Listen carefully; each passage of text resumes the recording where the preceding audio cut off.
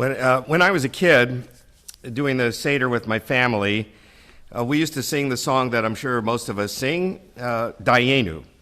And I'd read Dayyenu in the English, and as a kid I would wonder, what is this thing supposed to mean?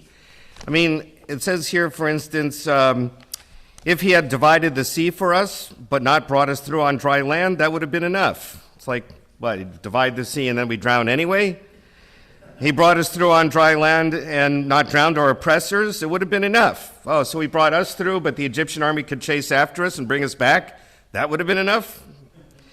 He drowned our oppressors, but didn't help us for 40 years in the desert? Oh, so we're supposed to die out in the desert? That would have been enough?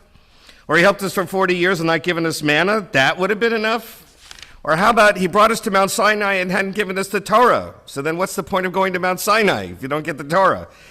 So I just didn't make any sense to me. If you were wondering about that, I have a sort of an answer for you. But before we get to that, the question about what is Dayyenu supposed to mean and why is it here in the Haggadah, this particular place in the Haggadah, sort of begs a bigger question. What is the purpose of Passover? And that begs an even bigger question. What is the purpose of all three of the pilgrimage festivals? So we're going to answer all of those in the next 5 minutes. So nobody asks, when do we eat? Okay, so as we know, there's 3 pilgrimage festivals, and each of those we're supposed to go to Jerusalem and celebrate before God, giving a sacrifice and celebrating. Passover, of course, represents the Exodus from Egypt, reminds us that we were slaves in Egypt, and God took us out of Egypt, and now we're free people. That's like the formative event of our people, which is probably why of all 3 of the festivals, that's the one that we still are deeply involved with. We still do that. Even Jews who aren't so involved in Jewish life still have a Passover Seder because that's the formative event of our people as a people when we were freed from slavery in Egypt. So there's that historical memory. It's an opportunity for us to tell our story to ourselves, to each other, but also to pass it on, of course, to our children and grandchildren. And of course, Shavuot represents the giving of the 10 Commandments, another very formative event in our religion. And of course, we connect Passover to Shavuot. We see the two as guideposts that sort of lead one to the other. Freedom is not sufficient. Freedom without having responsibility, without having a relationship with God, without developing a just society. That's all of what's represented in the 10 Commandments in Mount Sinai. Those two are 2 parts of the same coin. So that represents that aspect of it, the covenant with God. And of course, Sukkot represents the wandering in the desert, which reminds us of the fragility of life. For 40 years, we didn't have a house to live in. We were homeless. We're living from day to day. Every day we wake up and pray that God's put manna out there for us to have something to eat. We have to take our tents down and travel. Then we have to put our tents up in a place we don't know. We don't know what's out around the corner. And Sukkot is a sort of a brilliant metaphor for life itself, because even though we now have houses, thank God, almost all of us have houses and are not homeless anymore, but life is more fragile than we sometimes want to believe, and we don't know what's coming around the corner, what the next thing is going to happen in life. We're not sure where we're going, even though we have GPS today. So Sukkot is important for us to remember what it's like to be wandering, to be homeless, to be not sure of what's coming in the future, and to be a little unsettled even in our settled lives. So that's what the 3 pilgrimage festivals do. Passover, as I said, represents the Exodus from Egypt. So the emphasis is going to be on that and telling the story of the Exodus. And the Passover Haggadah, the purpose of it is to tell that story in several different ways. Because, as in Jewish tradition, rabbis had different opinions. How do you tell the story? And again, in Jewish tradition, when we have many opinions, sometimes rather than picking one of them, we decide to do all of them, which is why people generally ask, when do we eat? Because we're reading every rabbi's opinion about how to tell the story. So, for instance, we have the story about our ancestors we were slaves to Pharaoh in Egypt, and God took us out. And then there's another one, once upon our time, our ancestors were idol worshippers, and now we're not. And then there's the story of a wandering Aramean was my father. right? And then there's Rabban Gamliel, who does the show and tell. We're going to tell the story with the items on the Seder plate. Everybody's opinion is represented in the Haggadah. And in a sense, that's what Dayyenu does. It again is telling the story, item by item, saying, well, God took us out of Egypt, He parted the Red Sea, He led us on dry land, He gave us manna to eat, right? Took us to Mount Sinai, gave us the Torah, right? So He's it's another telling of the story. It's another version of telling the story in what we call a liturgical way, because the leader says the item and then everybody responds, Dayyenu, that would have been enough. But would it have been enough? That was my original question. And so this is the other purpose of Dayyenu. The other purpose of Dayyenu and of all three festivals. It's not enough just to tell the story of our people. We also have to be grateful that we're still here. We have to be grateful for each of the items that God has done for us for thousands of years and up until today. And Dayyenu teaches us to be grateful for every little thing. So yes, it would have been enough if He had taken us out of Egypt for us to be grateful to God that we're out of Egypt. Wouldn't have been enough for us to survive, but it was a miracle, and it should be recognized as a miracle in itself that we escaped a powerful foreign enemy, and we were now free people.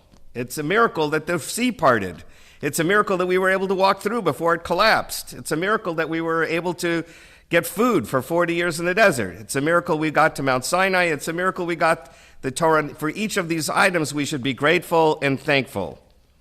Unless you think that is no big deal, just remember what it says about our ancestors in the book of Exodus itself. No sooner did they get out of Egypt than they complain. Moses, you took us out of the wilderness to die.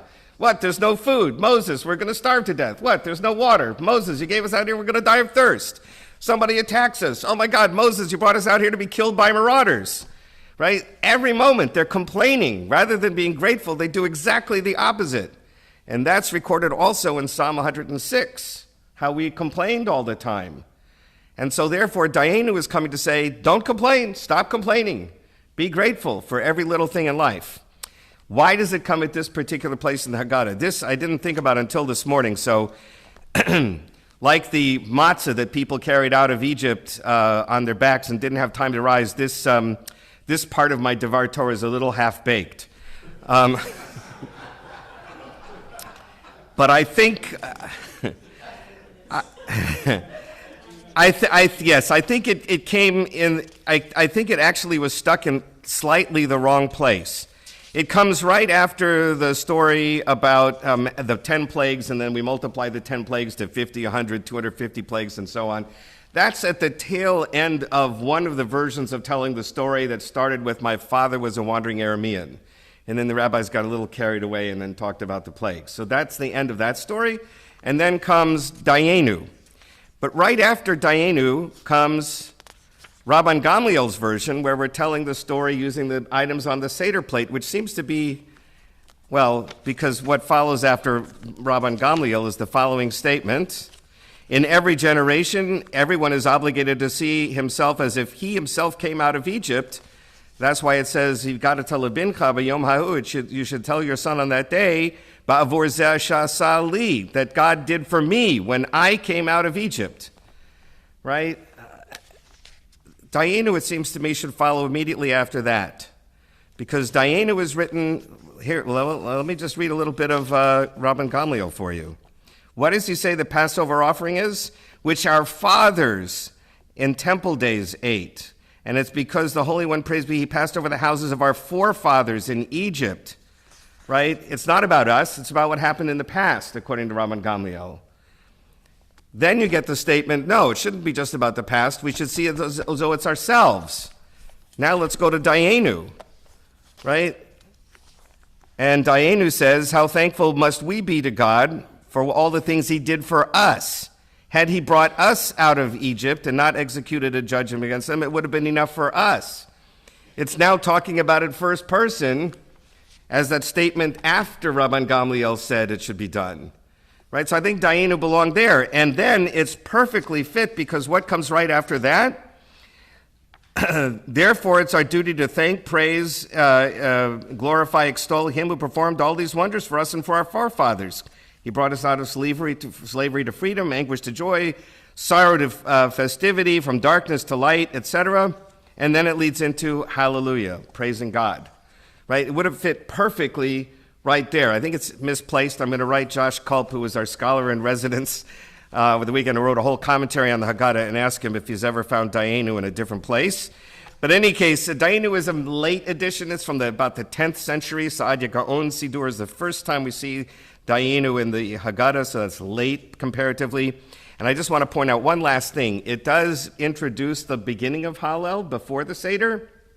At the end of the Seder, as you know, we finish Hallel, and after we finish the Psalms of Hallel, what comes next? Psalm 136. And in case you forgot what Psalm 136 is, it is the psalm that's noted to be the psalm for Passover. Every festival has a psalm that we're supposed to recite. And it's also done in Psukei de Zimra. I don't know if we did it here because I got here just a little bit too late. You did? Yes. Ki le'olam chasdo, hodu l'Adonai ki tov, ki le'olam chasdo. It's good to give thanks to God, for his mercy endures forever. And then is a whole litany of things that God did for us and how we should be grateful to God for each of those things. Psalm 136 parallels the Dayyenu song, except it's a biblical version of it. And it's opposite to Psalm 106, which talks about how we complained all the time. Here we're giving thanks to God for every little item. So one comes right before Hallel, one comes right after Hallel. It's the perfect bookends for the Passover Haggadah, and that's what it's doing in the Haggadah. May you all have a blessed, grateful, thankful Passover festival.